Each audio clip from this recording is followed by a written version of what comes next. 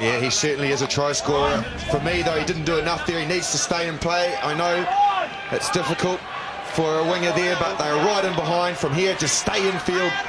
Instead, he tried to stay down that touch like Endo, but it was great work from Bryce Robbins. Oh, Bryce Robbins.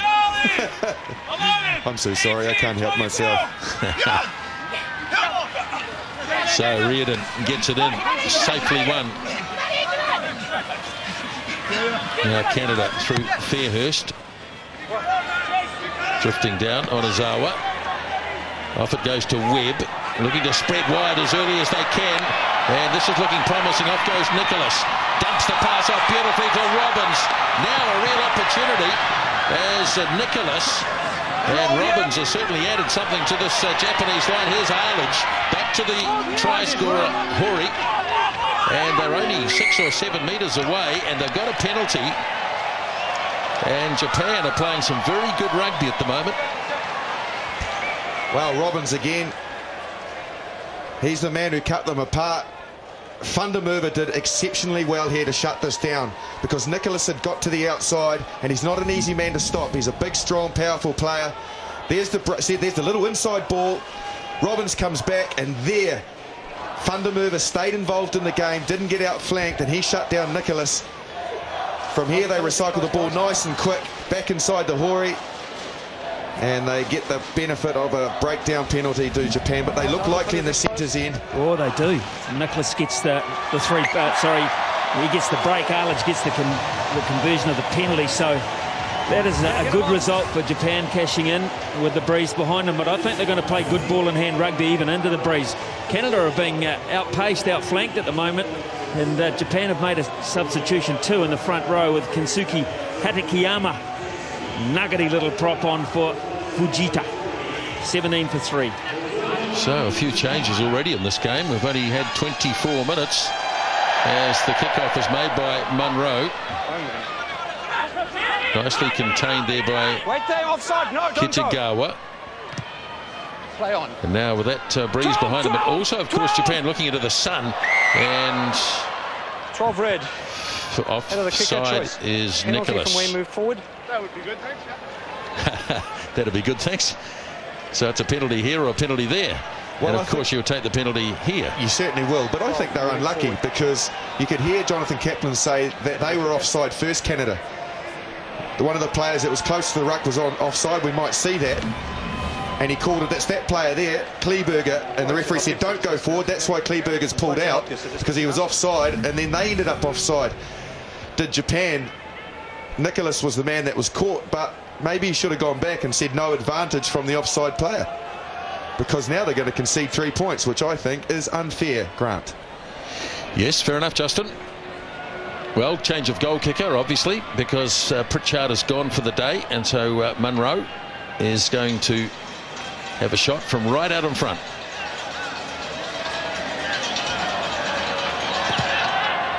And off the post now. Can Japan control this? Canada have got it. So ironically they've missed 3, but they could get 7 as the ball comes popping back. Has been lost forward by Japan in their haste to get the ball. They've lost it, and Japan, well, he thought about it, did Thompson, about firing the ball out into the back line. I think they'll be keen to get this as far down the touchline as possible as Tanaka. And Arledge from deep in his in-goal area. Well, that's a lovely punt. That's a lovely kick. Brilliant kick. He was so deep, he had 4 Canadian players bearing down on him, willing him to not make a good effort with his kick, and he responded by banging it a good 45 metres down the field.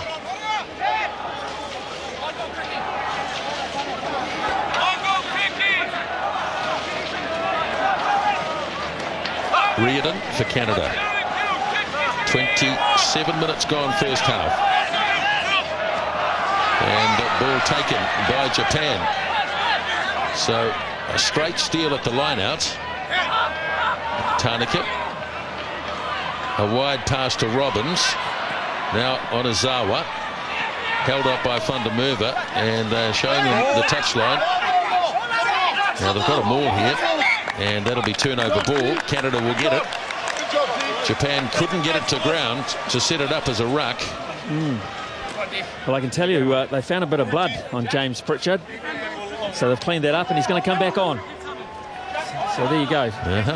15 for Connor Trainer goes back, and so we start with that same back line for Canada. So Pritchard at the back and Evans back on the right wing.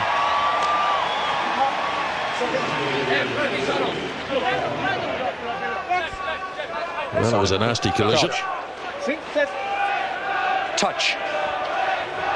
Pause. Engage. Stay. So Fairhurst off to Munro. Dropped the pass off for Thundermerva.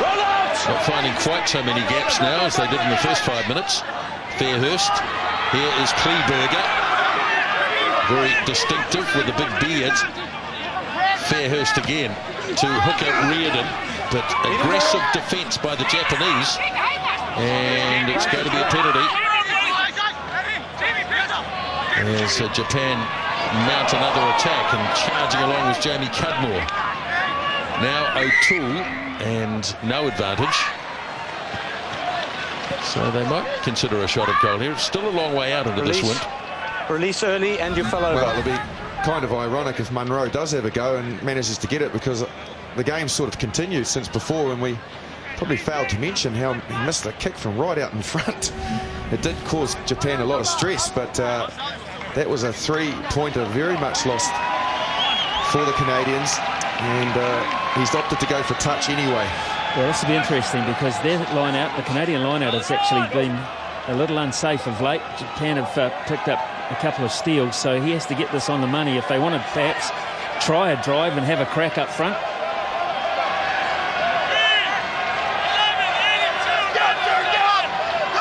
So Reardon goes short to O'Toole.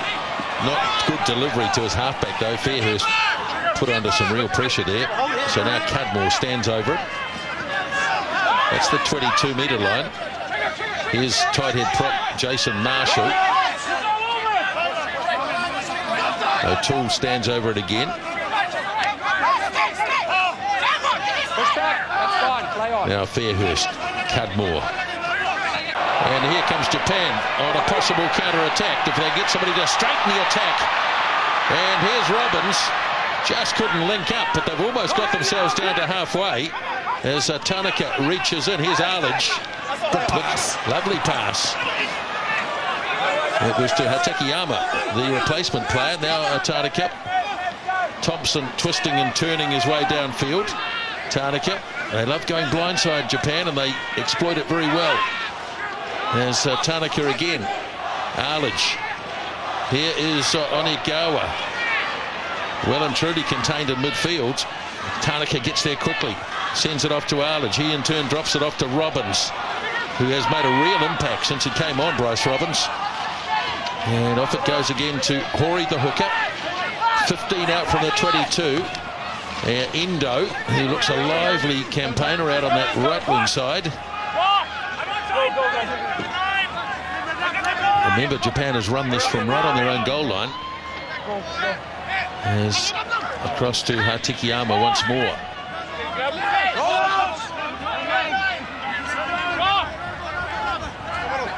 Tanaka for Thompson. He in turn hands it on to Kikutani, the skipper. Now Tanaka again. Playing on the inside for Endo. Links up beautifully with Vatuvei. Just creating the odd gap here. Here now is Nicholas and Webb. Oh, he had a go. Now, did he get it down? Remember the corner? No, Vinnie Munro's got the flag up anyway. See if he'd given that pass on the Onigawa was in. I think he was. I'm surprised they don't want to have a look at it, because remember the corner post is not in play. So he can bang into that corner post as much as he wants, as long as no other part of his body was out. He was on his knees, sliding towards the chalk, and then he reached out, sliding. Well done. Vinnie Munro right on the money there. Yeah, very experienced touch judge, assistant referee. Probably started though. He was a touch judge when he started. Now he's an assistant referee. But again, Japan looking like they are cutting some capers through this Canadian defence. Kieran Crowley, they'll be hoping they can hang in there for another 7 or 8 minutes so they can get some organisation going there. Well, they're capable of scoring tries, and they look like they want to score tries as well. This is the counter-attack. They started it from there. Nicholas does well. This time he doesn't just catch and pass. He straightens. And Robbins, who since he's come on, as you mentioned, Grant, has been superb. And this was the finish of it. Another bust on the inside. And they are opening up the Canadians at the moment. Defensive throw for Canada, and this time Reardon does find his man. That was an important win by Jamie Cudmore. And they're marching the Japanese back. Well, they're going across field a fair bit as well.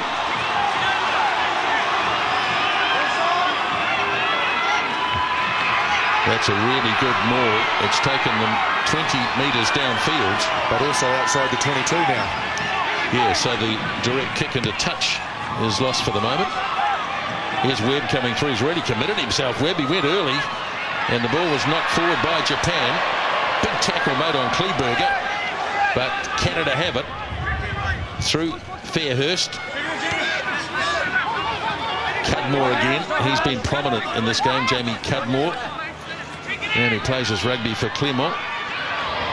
There's Ryan Smith in his 50th international, getting crunched. Fairhurst again. Thunder Merva, Canadian try scorer, very early in the game. That's big, solid defence. Great tackle. Gee whiz. Again, it was Luke Thompson driving with the legs. Fairhurst. Off it goes to Marshall. Tight head prop for Canada. They're not going far at the moment. Fairhurst looking for the blind side again. Thunder Merva has stayed over on this near side. Fairhurst. Well, an alternative is to kick it off downfield and bounce it into touch. Well, they didn't look like they were going to breach the Japanese defence. Thrown quickly. Yep, they've thrown it quickly, and off goes Arledge. Sends it wide. Here's Robbins. Got his pass up beautifully again to Nicholas. Holds it up. Now it's with Kikutani. Getting close to that touchline, but he's kept it in. Here's Nicholas again.